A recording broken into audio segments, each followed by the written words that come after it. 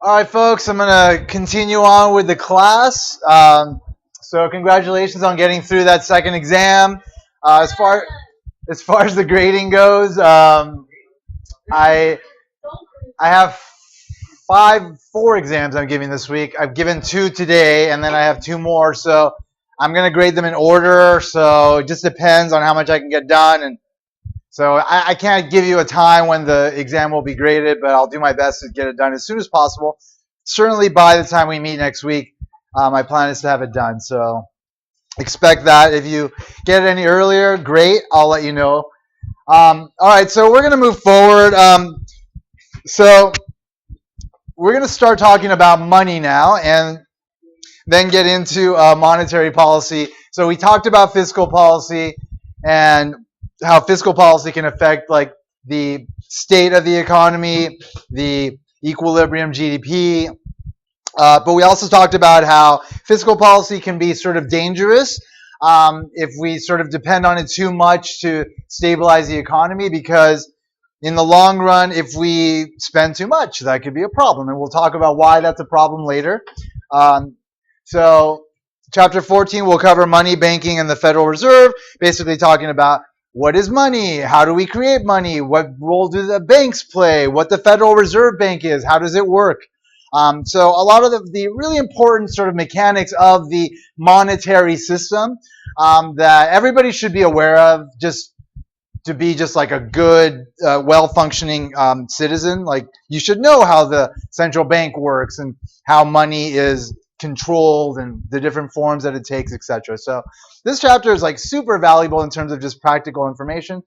Um, but as far as like the course, like it will help us to understand then how our government then it uses the money supply as a means of kind of like trying to stabilize the economy as well via monetary policy. So that's what the next chapter is. It's monetary policy, and then beyond that, we'll talk about inflation in the chapter subsequent to that, and disinflation and deflation, and then after that, we will talk about financial crises. So we'll talk about how it is that we can get into these terrible situations in which the economy is sort of spiraling out of control. We'll talk about sort of the history of that and how like different policies have affected it and maybe not affected it, or maybe policies have been developed as a result of that. And then finally, in the last chapter, we'll talk about international economics, and we'll introduce exchange rates and different currencies and like how different economies affect each other, and just like the very basic ideas that underlie those very important connections. And that'll end the course.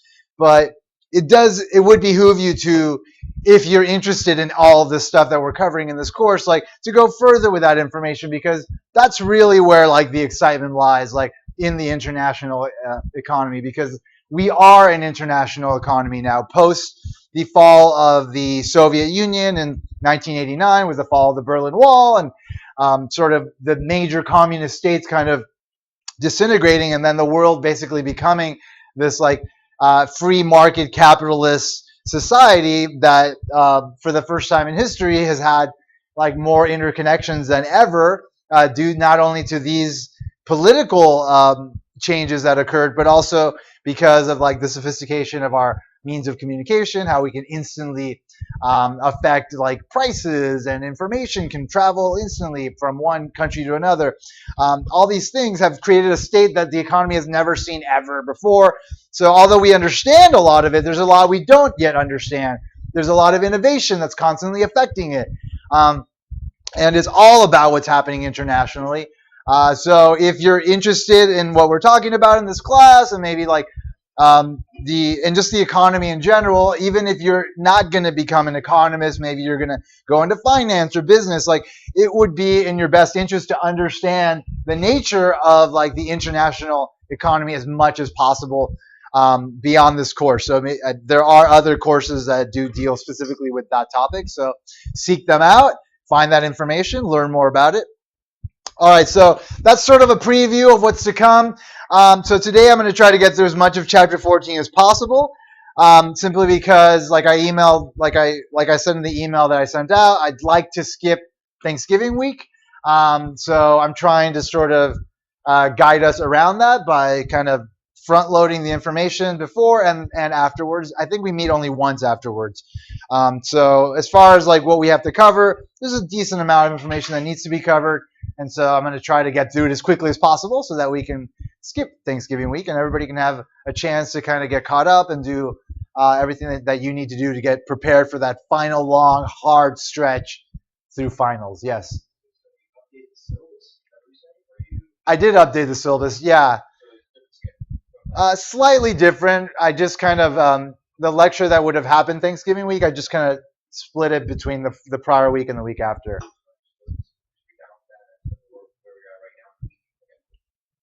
Yeah, it's not a huge difference. And it's a target. It's not like it's guaranteed that it's going to happen, but I think it will happen. Anyway, does anybody have any questions about anything that you'd like me to address before I move forward with the material? All right, then let's move forward. Yeah, so we're going to talk about the meaning of money, like what different forms money takes, the different definitions that are used by our central bank to define money. We'll talk about the monetary role of banks. So banks play a big role in creating the money supply via creating loans. So banks take in money, they have it in their vaults, but they only have to have a certain amount. So there's like there's what's called a required reserve ratio. So they only need a certain amount of money on hand to pay back their depositors, and beyond that, they can then lend that out. And that then creates a cycle where the money that's lent out is then deposited. Only part of it needs to be kept in the bank, so then the rest is lent out, and then there's several rounds of that, and that winds up creating more money in the economy. And the Federal Reserve Bank is the one that sort of guides that whole process, is in charge of it, and again uses the ability to do that as a means of sort of stabilizing the economy as much as possible.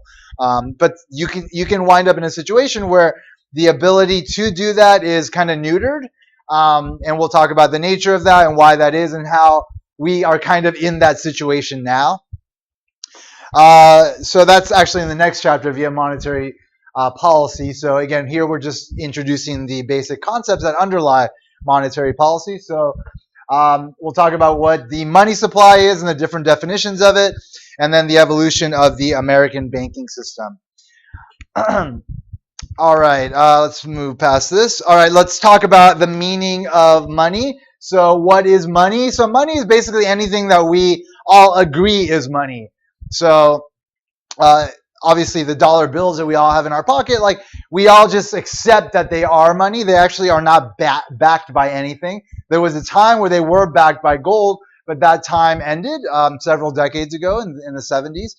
And now we have what's called fiat money. We'll talk more about what that means later, but it's money simply because the state says that it's money, and we all agree on it, and so therefore it is money. So money is defined in terms of what it does ultimately. So money serves three different purposes. We'll talk about that in a second. So money is any asset that can easily be used to purchase goods and services. Money consists of cash as well as other assets that are highly liquid. So when we talk about liquidity, we're talking about the ability to create an asset into cash. So if you think about like a stock that represents ownership in a company, that is an asset that's not very liquid. You need to sell this stock if you want cash, and you need to wait for that transaction to go through, and then have the money transferred to your account, and then finally you get the cash. So it's not a very liquid asset, but money itself, cash, is the most liquid asset possible. And then there's other assets that sort of fall in between that. So the money itself, the actual bills that you have in your pockets, the bills that we all use to buy and sell goods, is called the currency in circulation, and it is the cash held by the public. And of course, that is the most liquid asset possible. And then the next best liquid asset is the money that's in checking accounts. So the checkable bank deposits are the very close to most liquid asset, again, just below the currency in circulation. And it is, again, the bank accounts on which people can write checks. So there's two widely used definitions of the money supply. So the money supply is the total value of financial assets in the economy that are considered money. So the narrower definition considers only the most liquid assets to be money, which is the currency in circulation, the checkable bank deposits, and they also throw in traveler's checks into that because traveler's checks are very close to being cash as well, but they actually make up a small amount of it. And then there's a broader definition that includes those three categories and also includes other assets that are almost checkable, such as like savings accounts deposits that can be transferred into checking accounts with a mouse click. So we'll talk about more about that category of money in a second. So both definitions of the money supply do make a distinction between those assets that can be easily used to purchase goods and services and those that cannot. But again, it's all sort of like a range of like how liquid the assets are, and that is what causes the assets to either fall into one category or another. Again, we're talking about how we define the money supply in the economy, because remember, in macro, like you need to be able to define things and measure things, and you have very specific definitions for those things. So so when we're like tracking monetary policy, we need to be able to say, well, what are we talking about with respect to the money supply? Like, what does that mean? Well, it means these certain assets. Are we talking about this broader definition or this narrower definition? Well, we're talking about either one, depending on what kind of analysis you're doing. So that's what we're doing here. We're sort of building up the language of money to be able to then talk about the monetary policies that we engage in. All right, so money plays a crucial role in generating gains from trade.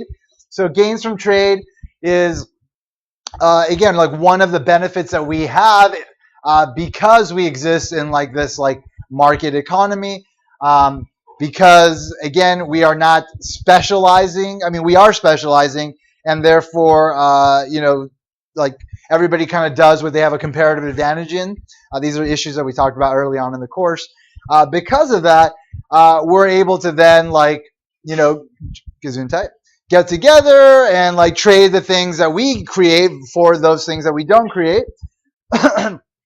And so our ability to be able to do that hinges on money, because if we didn't have some sort of currency that could represent value that could then be transferred, then we would all have to always like bring our goods to wherever we're going, whatever it is that we're creating, like somehow have that with us and therefore be able to trade that with other people, right? Like barter actual goods, which they used to do back in the day and still do in certain places, and sometimes do in modern day when things kind of fall apart. Like if there's hyperinflation and the value of money basically becomes zero because so much money is being printed that it winds up having zero value, then people wind up using other forms of currency, let's say, which is just like some goods that they all wind up agreeing is the money that they're using. So again, in a barter system, a cardiac surgeon and an appliance store owner could trade only if the store owner happened to want a heart operation and the surgeon happened to want a new refrigerator. So without money, you would need this kind of situation, which is known as the problem of finding a double coincidence of wants. So that's sort of the big issue that is central to a barter system, where again, it's like you might have the good that you're willing to trade, that is the only thing of value that you have, that will get you the things you want. But if you can't find the person that needs what you have, then you can't get anything else. So again, the double coincidence of wants is solved by having money. So in a barter system, two parties can trade only when each wants what the other has to offer. Money solves this problem. So money has three roles in our economy. The first role is that it is a medium of exchange. So a medium of exchange is an asset that individuals acquire for the purpose of trading goods and services rather than for their own consumption. And again, this role that money serves solves the problem of the double coincidence of wants. So in normal times, the official money of a given economy is also the medium of exchange in virtually all transactions in that country. During troubled economic times, other goods or assets often play that role instead, as I mentioned.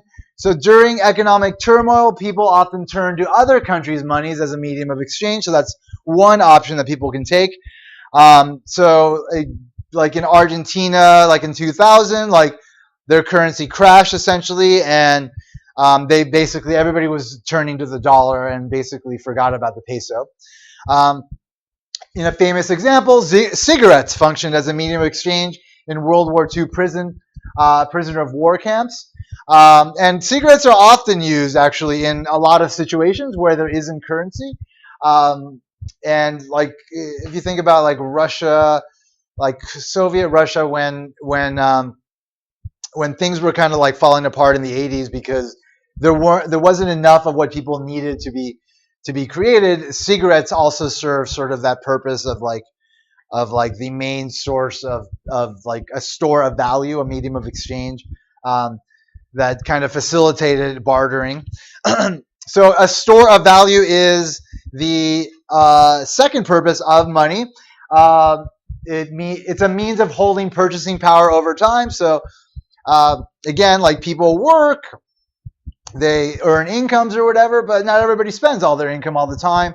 And so you've created a certain amount of value based on like the time that you put into your efforts, and that value can then be stored in the form of currency, of money, for use at a different time. So money, of course, is not the only store of value. Any asset that has value that can be stored over time can serve that purpose. But of course, money does have the other purposes as well, being the medium of exchange, and the third that we're going to talk about in a second. Whereas some other things don't. So, like if you think about like a valuable statue, like a valuable like rare antiquity, that is also a store of value, right? It's got a certain market value that everybody agrees upon. If you ever want to, you can go to an auction and get it sold and get some money for that. But generally, you can't use it as a medium of exchange. The store of value role is a necessary but not distinctive feature of money. And then the third role of money is as a unit of account. So a unit of account, the unit of account purpose is a measure used to set prices and make economic calculations. So it's about essentially ultimately being able to establish like what one thing is worth versus something else. Instead of us always talking in real terms, like an apple is worth 5 oranges, and like a car is worth like 3 trucks or whatever. Like instead of us always talking in those terms, like we are just able to say, well, there's a price for these things in money. So again, unit of account is the third sort of purpose that money serves. So money provides a yardstick for measuring and comparing the values of a wide variety of goods and services. During the Middle Ages, peasants typically were required to provide landowners with goods and labor rather than money. So today, rents, like other prices, almost always are specified in money terms. So again, going back to the times when there wasn't currency, like everything was valued in terms of like what you can offer in exchange, like your services, your time, and now of course we have money that serves the purpose of allowing us to then gauge what value is, and it being sort of constant, so they can be transferable from one transaction to another. So suppose the landlord will rent a place to you if you clean his house twice a week and bring him a pound of steak every day. Another landlord wants you to clean her house just once a week, but wants 4 pounds of chicken every day. So it gets kind of weird, right? Like you don't really know what the standard is for trading. What does it mean to rent a room? Like is it worth that pound of steak and my house cleaning, or is it worth my 4 chickens? Like what? It's confusing. So again, money solves that problem as well as being a unit of account. All right, so let's talk about the types of money.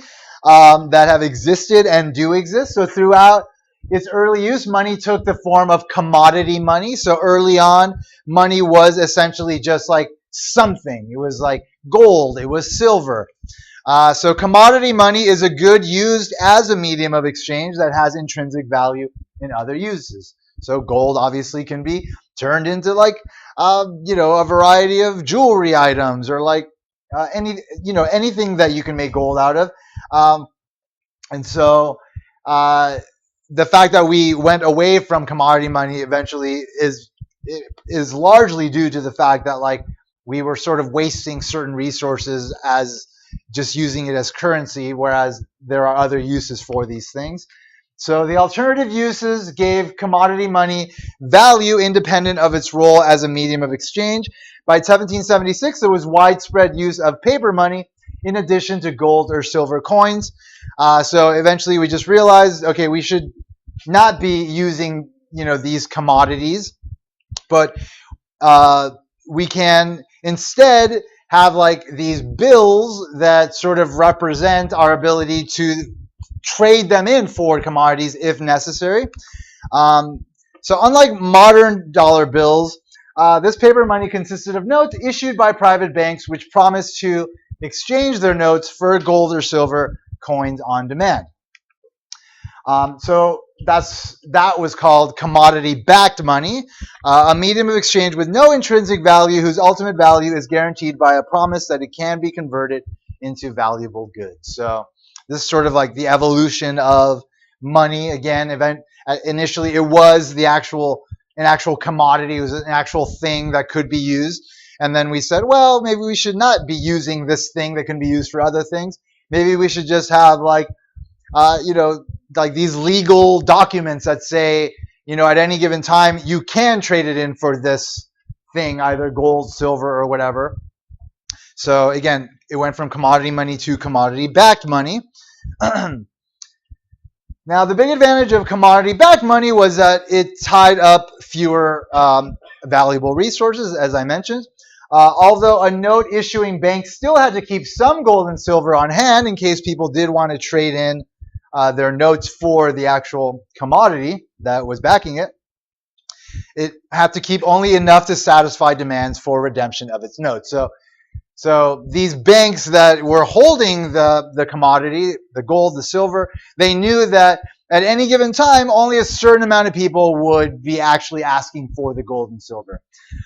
So that is what kind of started like that is what started like the pattern of like the modern banking system, in which banks don't hold all the currency that people deposit. They just hold a certain fraction because they know that people are generally not going to be asking for all of their deposits at once. So in earlier times when we were using commodity-backed money, the bank realized that it could lend out the remaining gold and silver to those who wished to use it. So, of course, Adam Smith, the father of modern economics, who wrote The Wealth of Nations in 1776, Irish economist, in a famous passage in The Wealth of Nations, described paper money as a wagon way through the air. And what he was essentially talking about there was that if the highway could be built through the air, it wouldn't destroy useful land. So in this situation, well, in the situation that he's talking about, like literally, again, we're talking about like not having to use up valuable resources in order to serve some like purpose. So today's monetary system goes even farther than the system Smith admired, having eliminated any role for gold and silver.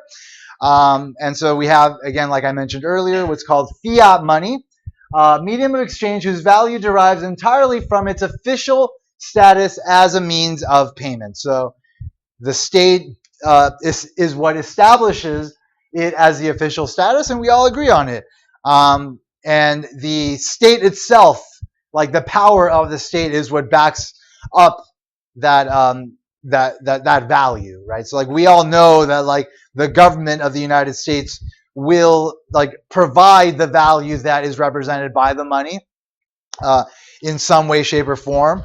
And so we're all in agreement, therefore, that this paper that otherwise would have zero value has a lot of value. So fiat money has two major advantages over commodity-backed money. It's even more of a wagon way through the air.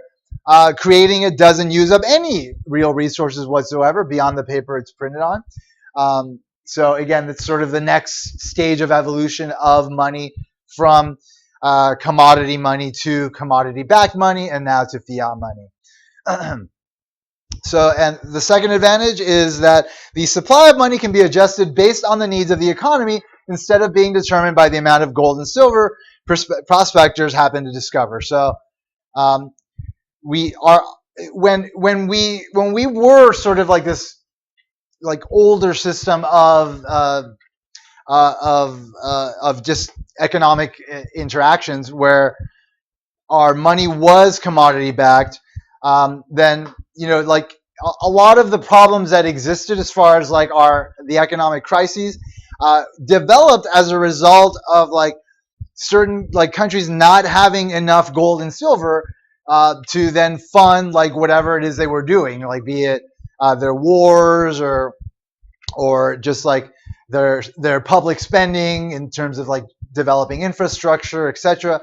Like there were obviously a lot of limitations due to the fact that you needed to have actual commodities to then be able to say, well, I have a certain amount of money that I can spend on whatever. And so that problem was solved when we decided, well, we can just create money out of thin air, and everybody agreed on it. And so that changed everything. But of course, it has to be that system has to be implemented responsibly, and it is. And if it wasn't, there'd be chaos. And so again, this is all about kind of like establishing the basic foundations to then understand how that system works, which we will be exploring both today and in the next class. So fiat money does pose some risks, though. Counterfeiting is one problem. So if the money again is just basically just a piece of paper, then you could create a false version of that paper. The larger risk is that governments can create money whenever they feel like it, and therefore they can be easily tempted to abuse the privilege. So that's why like the entities that create the money, the central banks, tend to be somewhat like separate from the actual government. They are part of the government, but they're also part of the private sector. Like the banking system is partly like they're part owners of like the Federal Reserve Bank. So it's sort of this weird relationship, public-private partnership thing. And the way that our central bank is set up as far as like the governing structure and like who runs it, it's meant to kind of be disconnected from the political process that generally is very influential in all our various branches of government. And so to a large extent, the nature of the central bank, and both in this country and other countries, the way it's set up and like sort of the rules that govern it allow it to kind of be protected from political influence, which would then sort of solve this potential problem of like governments like kind of taking advantage of this ability to print money at will and ultimately then running into a big problem. But that does happen in some countries where the separation of like the government and the central bank is not as clear cut, and there aren't those protections. And we'll talk about how those episodes have sort of occurred and evolved throughout time, and the reasons for it, and maybe the reasons why we can avoid it. So again, in Chapter 16, we'll learn how governments sometimes rely too heavily on printing money to pay their bills, leading to high inflation. All right, so let's talk about measuring the money supply. So the Federal Reserve, our central bank, calculates the size of two monetary aggregates. So again, those are the two categories that I mentioned earlier. And again, they're dependent on whether the assets are more or less liquid. So a monetary aggregate is an overall measure of the money supply. They again differ on how strictly money is defined. So the two aggregates that the central bank uses are known as M1 and M2. There used to be an M3, but in 2006, the Fed decided they would stop using it. So M1 is the narrowest definition, and it contains only the currency in circulation, the checkable bank deposits, and the traveler's checks. So that's the narrowest definition. Again, it's containing the 3 most liquid assets. So this figure shows the makeup of M1 as of December of 2013. So traveler's checks basically make up super small amount of it. But currency in circulation is a fairly large chunk, obviously, 44% in this case, with about a trillion and $1.1 trillion dollars worth of cash in circulation. And then the rest of it is, of course, checkable bank deposits. So the money that we have in our bank accounts are basically just like numbers, right? Numbers in computers, but they are currency and they are liquid because we can at any time go and withdraw that money from the bank. And then we have a broader measure of the money supply known as M2, and it adds several other kinds of assets often referred to as near money. So these assets aren't quite money. They're not quite as liquid as the M1 assets, but they're near monies. So near monies are financial assets that can't be directly used as a medium of exchange, but can be readily converted into cash or checkable bank deposits. Examples are time deposits, such as small denomination CDs. So CDs are certificates of deposit. They're essentially savings accounts that you go to a bank and you take out a CD, and basically you're saying, I will not touch this money for a certain amount of time. And if you make that commitment, then you wind up getting a higher interest rate than you would on a normal savings account. So CDs. Again, those aren't checkable, but can be withdrawn at any time before the maturity date. But if you do withdraw the money, then you wind up paying a penalty for those type of assets. So CDs, certificates of deposit. So here's M2. M2 includes all the M1 categories, and then it includes a few others as well. So it includes money market funds. So money market funds are, again, just like a mutual fund where people just like pay into it and then the fund invests. But in this case, they invest in very liquid assets. So that's why they're called money market funds. They're not investing in like long-term assets. They're not investing in assets that are very illiquid that would take a while to become liquid. So they bear a close resemblance to bank deposits ultimately. There are small penalties to withdrawing funds from money market funds, but they're not that huge. So ultimately, the money market funds are very close to being like checkable bank deposits. And again, they do fall into this broader category of money, M2. And then, of course, time deposits, which are the CDs, make up, in this case, of 5% of it. Money market funds make up 6%. And then savings deposits are the other big sort of chunk of monies that fall into this broader category of money, which is, again, M2. M2, the broader category defined by the central bank of money. So these near monies pay interest, and they typically pay higher interest rates than that are offered with checkable bank deposits. You'll get some kind of return on a standard savings deposit. That's generally a little bit better than a checking account. All right, so those are the money sort of aggregates. Those are the ways that we measure the different types of currencies, types of monies that we have in our economy. So now let's talk about the role of banks and the role that they play in expanding the money supply. So we'll talk about sort of like the process of that, and we'll go through like a simple example. So let's talk about what banks do. So we've talked about banks before. Banks are financial intermediaries. Again, they channel savings into investment. And they use liquid assets in the form of bank deposits to finance illiquid investments of borrowers. So like whenever there's loans that are taken out for long term, like those are illiquid investments. Banks can create liquidity because it isn't necessary for a bank to keep all of the funds deposited with it in the form of highly liquid assets. So again, like there's a certain amount that they have to have on hand, and we'll talk about that. But then the rest of it, they're able to lend out. So in order to meet the demands of depositors, a bank must keep substantial quantities of liquid assets on hand.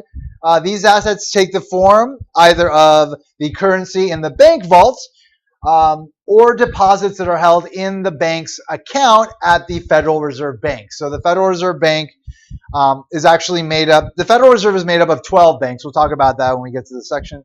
Actually, we might not talk about that today. We'll talk about it next time. But there's several banks, 12 of them, that sort of represent different regions of the U.S. and they monitor all the kind of like the private banks in the area. And each individual bank has an account with the Federal Reserve Bank, and they keep a certain amount of money in there that is mandated by law that they need to keep.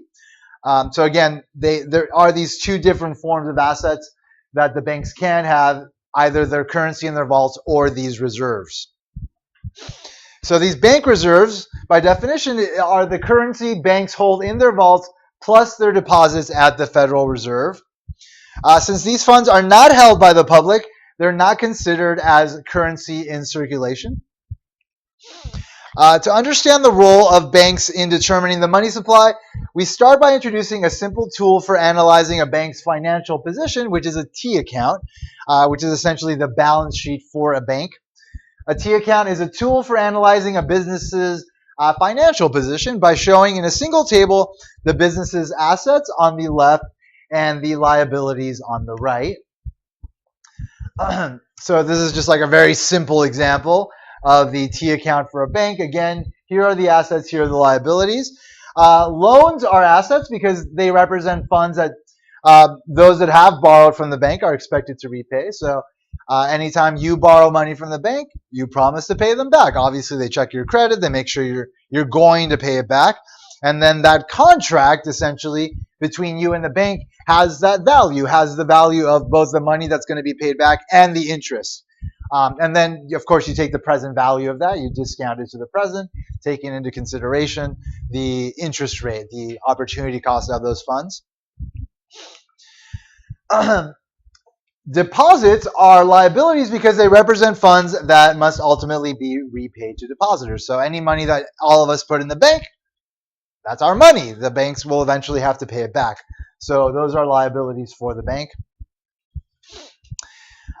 In the example, the assets are greater than the liabilities, which is how it should be. So banks are required to have more assets than liabilities.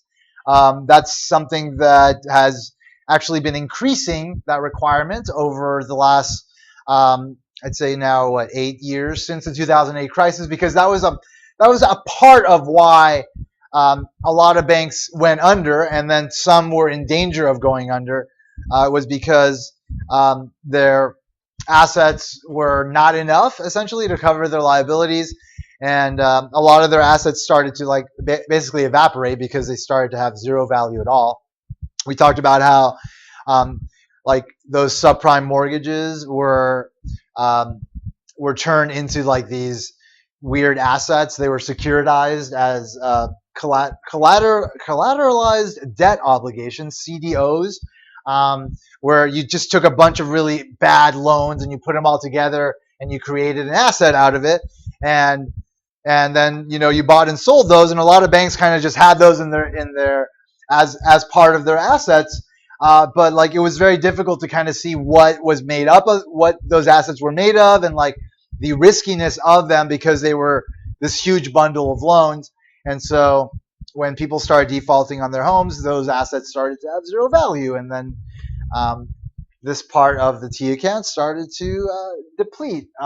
And of course, this part of the T account started to get nervous, right? And then it started to deplete as well, and then things went out of control. And we'll talk more about how all that works and why we get into crisis situations in the latter part of this chapter, and then more definitely in the financial crises chapter, which is the second to last chapter. All right, so in the example, assets are greater than liabilities, which is how it should be. Banks are required by law to maintain assets larger by a specific percentage than their liabilities. Here the reserves are 10% of the liabilities. So this is the reserves that the bank is mandated to keep. In this case, it's 10% of the liabilities. And again, it can take the form of either the deposits in the Federal Reserve Bank or also the currency that they have in their vaults. So there's this thing called the reserve ratio, which is the mandated amount of reserves that the bank has to have with respect to the amount of liabilities they have. So it's the fraction of bank deposits that a bank holds as reserves. In the modern American system, the Federal Reserve, the central bank of our country, which among other things regulates bank operations in the U.S., sets a minimum required reserve ratio that banks are required to maintain. The intention is to avoid bank runs. So again, it's to avoid that situation where people get really nervous and start to pull their money out. And if banks aren't able to pay out depositors, then that makes everybody else nervous, and that causes more panic and more people trying to withdraw their funds, which can eventually cause the demise of a bank. And we'll talk about how that kind of happened in the past two banks and what sort of fail-safes we have in place now to control our system to the point where that doesn't happen. Like the government helps to sort of provide essentially an insurance against that happening. And we'll actually talk about it right now. The problem of bank runs. So bank loans are illiquid. Again, the assets that banks hold, these loans, they can't easily trade them for cash. They're long-term contracts. People take out loans for 5, 10, 30, whatever years. That money is going to come, but it is not here, and you can't just like go to a homeowner and say, hey, I want the whole mortgage. Like, you can't do that. Yeah.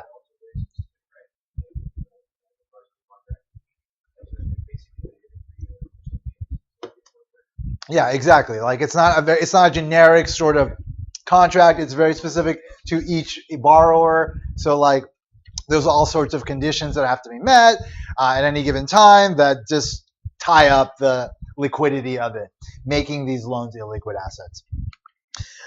So again, if a significant number of depositors suddenly decide to withdraw their funds, they would force the bank to sell off their assets very cheaply. So that's the kind of patterns that we saw in the past. So this is just a photo of like a bank run in like the 1930s. And you still kind of see things like this in other countries, but fortunately not in the U.S. We almost had it happen in 2008. We're super close to it happening. Like I remember the stock of Bank of America had like dropped so severely, like in late 2008, like lower than it's ever been, to the point where like Bank of America, like the biggest bank in the U.S., was like in a fall, and people started getting nervous. But again, we'll talk about like the insurance that's set up to sort of stop people from being nervous about banks not being able to pay out depositors, and how that amount was actually that amount was actually increased during that time period, the amount that the government insured, which settled a lot of fears. Was there a question over here? Yeah, I was just saying, I remember when a long time ago, Washington Mutual was about to close and This was like 2008, right? that was just waiting. Oh, okay. Everybody was just taking out their money from the bank, but they sold their assets. Interesting. I don't remember that period. Yeah, I mean, I know that Washington Mutual was one of. Well, no, Wells Fargo. Yeah, Washington. Okay, I'm confusing it with Wells Fargo. I think Washington Mutual's gone, isn't it? Yeah, they're gone. Yeah, they are gone, right? Yeah, I'm pretty sure that happened during 2008. Like they were one of the banks. Wachovia was another one. A lot of the investment banks that were around for like a couple hundred years gone. It's just crazy. That time period was nuts. Anyway, so yeah, bank runs are a problem and can potentially be a problem again. But fortunately, we have our wonderful government to support us and stop the financial collapse that could potentially happen at any given time. What's that? Well, I mean, let's not worry about that yet. So inevitably, this does lead to bank failure whenever the banks have to start selling off their assets. So again, like they had these loans that were like long-term contracts that had a certain amount of value. but again, they're illiquid. And so if banks get into trouble and they need money, they can start to sell off those loans, but they basically have to have what's called a fire sale, right? Just like sell it for however much they can get it to whomever is willing to buy it. And of course, that quickly makes them run out of their assets. It doesn't really generate much in terms of their income, in terms of liquidity to be able to pay back depositors. So then you have what's called a bank run, a phenomenon in which many of a bank's depositors try to withdraw their funds due to fears of bank failure. And another problem is that bank runs can be contagious. Like if you find out that people aren't able to get their funds out of Bank of America, you're going to go to Wells Fargo and start taking out your funds. And then, some people will not be able to take out their funds from Wells Fargo, and then everybody will start freaking out, and everybody will start taking out their money from banks, and then it will be chaos. All right, so let's talk about bank regulation, some of these policies that sort of help to mitigate the potential effects of like these panics that could bring down the banking sector. So after the banking crises of the 1930s, again, 1930s are sort of like, they're sort of like the nexus of like everything that was before versus now. Like that was a time period that kind of changed everything. We created all sorts of new entities, all sorts of new policies, and macroeconomics was created again during that time period to sort of help us rein in these chaotic forces that sometimes like take hold and could potentially bring down our entire society. So after the banking crises of the 1930s, the United States and other countries put into place a system designed to protect depositors and the economy as a whole against bank runs. So we have what's called deposit insurance. Almost all banks in the United States advertise themselves as members of the FDIC, the Federal Deposit Insurance Corporation. So deposit insurance guarantees that a bank's depositors will be paid even if the bank can't come up with the fund, up to a maximum amount per account. So the FDIC currently guarantees the first $250,000 per depositor per insured bank. So the FDIC is basically the thing that stopped us from having like huge bank runs in 2008. But there was a slight moment where there was even a concern that the FDIC would be able to cover all of the deposits. And so I remember there was like some emergency legislation that was passed that sort of increased their budget. So it stopped, any kind of potential concerns that could then like get out of control. It was a really crazy time. I mean, I don't know if you guys like really remember it, like being in the middle of it. You remember it? It was nuts. Like it was kind of like tonight, where it's just like, what's gonna happen? I don't know. Like things are nuts. Like people are behaving in ways that you just never expected, and fortunately things didn't go too terribly. I mean, it was bad, but it wasn't like the worst, right? Like we call it the Great Recession, but it could have been a Great Depression. And tonight, who knows what's going to happen, and who knows what will happen post tonight? But it won't bring down the economy. Like Trump won't bring the economy down if he does become our president. But things can happen that are crazy that we don't expect, and that's just part of what we have in store for us, maybe. We'll see.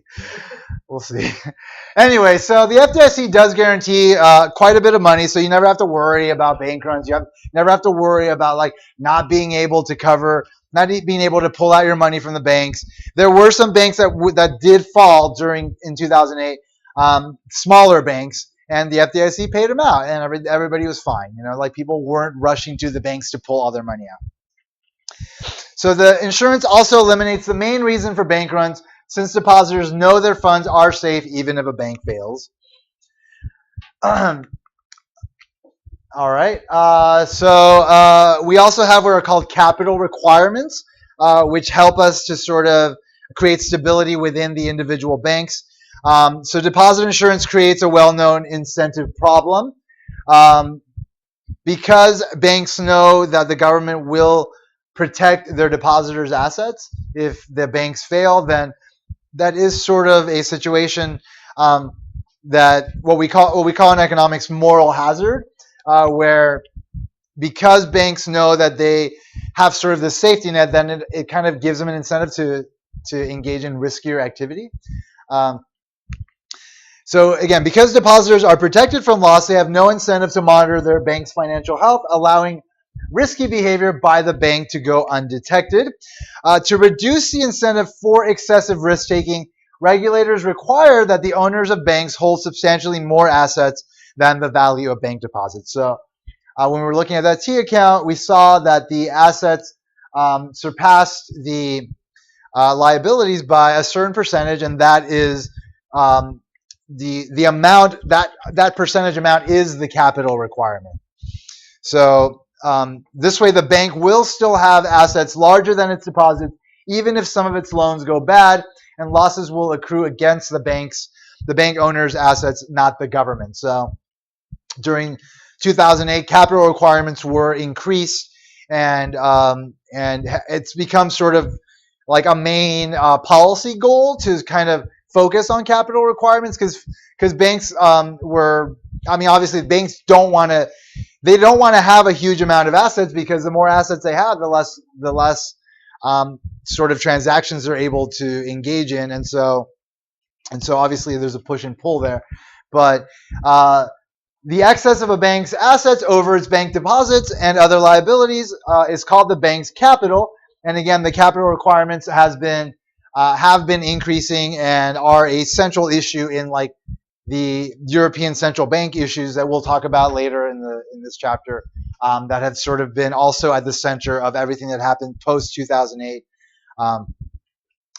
So in this example, again, we have the bank having capital of 300,000 above their liabilities. So again, their liabilities are $1 million in deposits. They have loans of 1,200,000, and they have reserves of 100,000. So that's so their assets are 300,000 above their liabilities. So that 300,000 as a percentage of their assets is 23% of their total value of their assets. Yeah. So that is the amount of capital they have. Again, it is the difference between their liability and their assets as a fraction of the assets.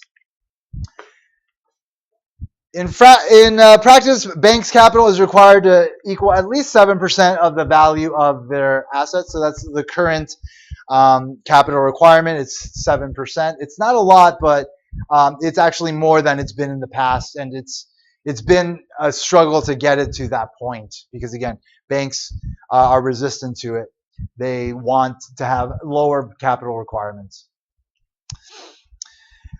All right, and then the third policy that is sort of meant to sort of regulate the banks is the required reserve ratio. Again, they have a certain amount of reserves that they have to have, either in the form of currency in their banks or as reserves deposited in their account at the Federal Reserve. So the reserve requirements, again, are rules set by the Federal Reserve that determine the minimum reserve ratio for banks. In the United States, the minimum reserve ratio for the checkable bank deposits is 10%. And then there's also what's called the discount window. So in the past, like there were windows at banks, and people used to go to use windows and make transactions. So that's why it's called the discount window. Obviously, now everybody does everything digitally. It's very rare for people to actually go to banks. But the discount window is an arrangement in which the Federal Reserve stands ready to lend money to banks in trouble. So the Federal Reserve is what's often termed as the lender of last resort. Again, it is our central bank. And if banks are in trouble, they can borrow money from the bank. The ability to borrow money means a bank can avoid being forced to sell its assets at fire sale prices in order to satisfy the demands of a sudden rush of depositors demanding cash. So again, it's sort of another fail-safe that exists. There's a lot of fail-safes that exist. That's why our banking sector is stable. And we can all depend on their stability and for our money to be safe. All right. So we have about 10 minutes. Let's go through this section, and then we'll be done for the day. So let's talk about like the money supply and sort of its nature and how it expands and ultimately contracts as well. So without banks, there would be no checkable deposits. So the quantity of currency in circulation would equal the money supply. Banks obviously do exist, and through their creation of checkable bank deposits, affect the money supply in two ways. One way is that banks remove some currency from circulation, and they have it in their banks. So dollar bills are sitting in bank vaults as opposed to sitting in people's wallets, and therefore they are not part of the money supply. And also, banks create money by accepting deposits and making loans. They make the money supply larger than just the value of the currency in circulation. So let's talk about how they do that. So how banks create money. So consider that there's like $1,000 that's just been sitting under somebody's mattress, and it's currency in circulation, but it's not really being used for anything. But let's say that whoever's had this money under their mattress decides, well, I'm going to deposit in a bank. So they deposit that $1,000 into a checkable account, and then we can see how it affects the money supply. So we'll assume that, again, that the money was being stored as cash under a mattress. So here's the initial effect before the bank makes a loan. So the checkable bank deposits go up by $1,000, which is a liability to the bank. So their liabilities increase by $1,000. This raises the bank's reserves by $1,000 as well. So this liability now becomes also an asset to the bank. They have that $1,000 on hand, which they can either hold in their vault or put into their Federal Reserve account. So again, we're not considering a loan yet.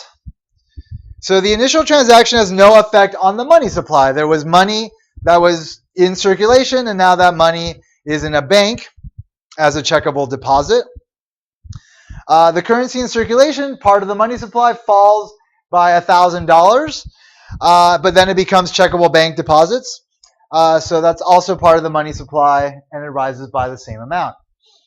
So the bank can now lend out part of this deposit, right? They have to keep part of it on hand based on the required reserve ratio, but they can lend out the net of that.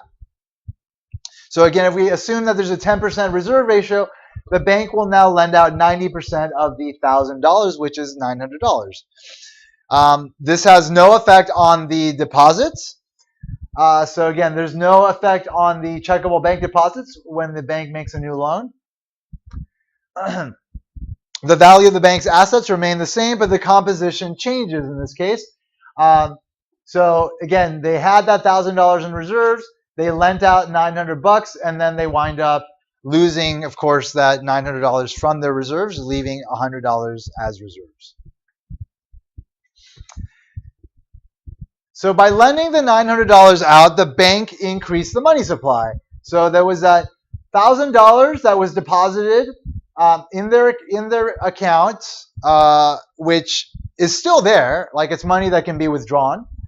So that money belongs to somebody, and beyond that, they have created $900 extra now that are out in the world as a loan to whomever that is going to be used for whatever purpose. So the sum of currency in circulation and checkable bank deposits has risen by $900 compared to what it was when the money was stored under the mattress. So again, initially we've got the first stage, the money kept under the mattress. The currency in circulation was $1,000. The checkable bank deposits were $0, and the money supply, which is made up of currency in circulation and the checkable bank deposits, was $1,000. Then we had that second stage. The cash was deposited into the bank that then lent out the $900, which let's say is used to buy stuff at Best Buy. So $900 is now currency in circulation that is lent out. We have the checkable bank deposits that are in the bank that are now that were that money under the mattress. That is that $1,000, and now the money supply has gone up to $1,900. So again, suppose that $900 is used to buy, like, let's say, an iPhone and a 4K TV from Best Buy. The Best Buy Corporation then deposits the $900 into their checking account. So then the $900 that went into circulation is now spent and put into the pocket of Best Buy. So the bank, again, will keep 10% of that $900. So they'll keep $90 of that $900, and they will lend out the 90% of that, which is $810. So now the currency in circulation is $810. The checkable bank deposits is $1,900, and so the money supply is equal to $2,710. So then the process continues from there, right? Like there's like several stages. Like again, the money goes out into circulation. Whoever gets the money, they wind up using it. They deposit it. Part of it gets saved as reserves. The rest gets lent out. Keeps on going. Although we've only considered checkable bank deposits, the process would be similar with other types of near monies. So again, this is a multiplier process similar to the one we learned about with an initial increase of real GDP. So that's going to get us to what's called a money multiplier. So let's talk about that, and then we'll call it a day. So some of the loan funds that are actually, let's just call it a day now. This is just going to keep getting us further down the rabbit hole, and we just don't have enough time to go that deep. So anyway, thank you for being here today, and congratulations on getting through the second exam. Have a good weekend. You don't have any homework this weekend, so you can relax a bit. But I do suggest that you read this chapter and the next one that we're going to cover the next class, because it's important stuff, and it's better to get ahead now rather than like leave it all till the end. So anyway, have a good night, and good luck with this election thing. Huh?